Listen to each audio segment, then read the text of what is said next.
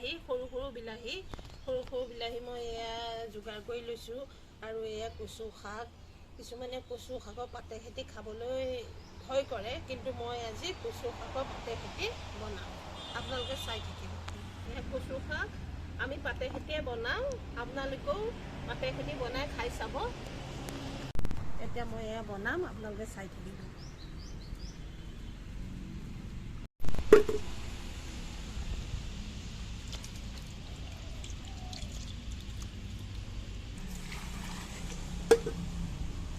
এয়া মই দালি ধুই লৈছোঁ, কচুৰ লগত দিবলৈ, কচু শাকৰ লগত দিবলৈ এই দালি ধুই লৈছোঁ।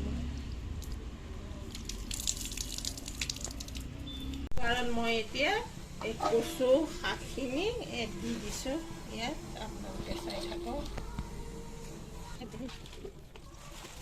কচুৰ লগত এয়া মই দালি দি দিছোঁ, কচুৰ লগত এয়া দালি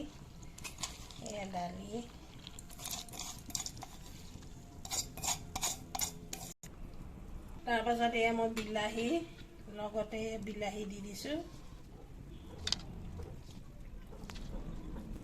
আপোনালোকে সৰু বিলাহী নহ'লে ডাঙৰ বিলাহীও দিব পাৰে, মই সৰু বিলাহী দিছোঁ। সেইটো অৱশ্যে সৰু বিলাহী মানে কণ বিলাহী বুলিও কয়, কণ বিলাহী বুলিও কয়। এতিয়া মই ইয়াত নিমখ দি দিম, আপোনালোকে নিজে আন্দাজ মতে দিব, বস্তুখিনি জোখৰ। এয়া ৰং গুড়ি দিলোঁ মই 2 চামুচ ৰং গুড়ি দিলোঁ, আৰু 1 চামুচ দিলোঁ, আধা চামুচ দিলোঁ। এতিয়া মই ইয়াত অলপমান মিলাই দিছোঁ, মিলাই দি ইয়াত ঢাকনা মাৰি দিম, কুকাৰৰ ঢাকনাখন মাৰি দিম। ঢাকনাখন মাৰি দি 5-6টামান হুইছেলৰ পাছত নমাই দিম। মাৰি দিলে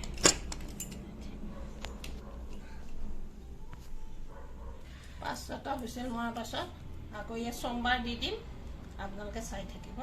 এয়া মই নহৰু দিছোঁ, এয়া মছলা, আদা, পিঁয়াজ দি পেলাই এতিয়া পিচি ল'ম। এতিয়া আপোনালোকে যদি টেঙা নাখায়, জাল খায়, তেতিয়াহ'লে ইয়াত জালুক দিব। আপোনালোকে জালুক, জলকীয়া এনেকৈ মছলা দি পেলাই জাল বনাইও খাব পাৰি। এতিয়া এইখিনি মই মিক্সিত পিচি ল'ম। এতিয়া হুইছেল মৰা হৈ গ'ল।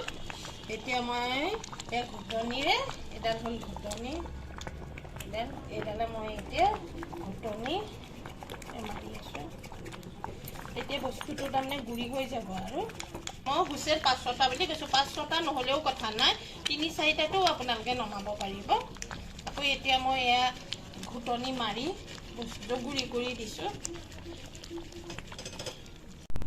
এয়া কেৰাহী গৰম হৈ গ'ল, এতিয়া মই ইয়াত তেল দিম।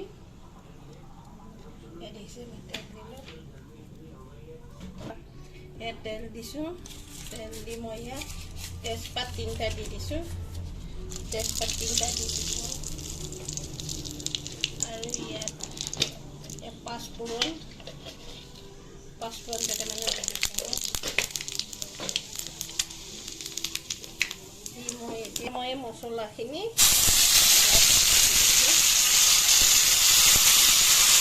মিক্সিত কৰা আদা, নহৰু,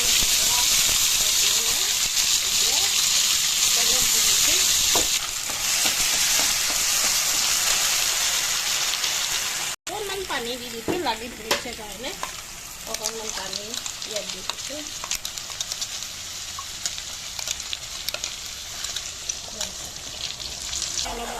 অলপ ভাজি ল'ম। মছলাখিনি ভজা হৈ গ'ল, 5 মিনিটমান আপোনালোকে ভাজি ল'ব। ভাজি লৈ তৰকাৰীখিনি ইয়াত দি দিব। এতিয়া মই এই তৰকাৰীখিনি ঢালি দিম।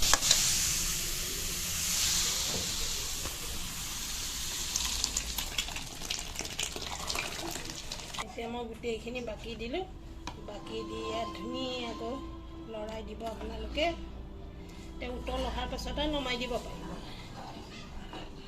জিৰা, নহৰু, আদা, নহৰু এইখিনি দিয়ে বনাইছোঁ, এনেই পেকেটৰ মা মছলা একো নাই দিয়া। যদি আপোনালোকে আকৌ জাল খাবলৈ বিচাৰে তেতিয়া সেইবিলাক দিব পাৰে। এতিয়া মই টেঙা বনাইছোঁ যে, সেইকাৰণে দিয়া নাই। এতিয়া উতলিলে হৈ যাব। 5 মিনিটমান উতলাৰ পাছত আপোনালোকে নমাই দিব। এতিয়া মই এয়া নমাওঁ। সো গাইজ এয়া আমাৰ কচুৰ তৰকাৰী ৰেডি হৈ গ'ল। টেঙাৰ কচুৰ তৰকাৰী ৰেডি হৈ গ'ল। এয়া মায়ে বনাইছে, আপোনালোকক দেখালোৱে মাৰ ৰেচিপিটো। আৰু আজি আমাৰ দুপৰীয়া থালিখন আমি সেইকাৰণে দেখাই দিছোঁ আপোনালোকক।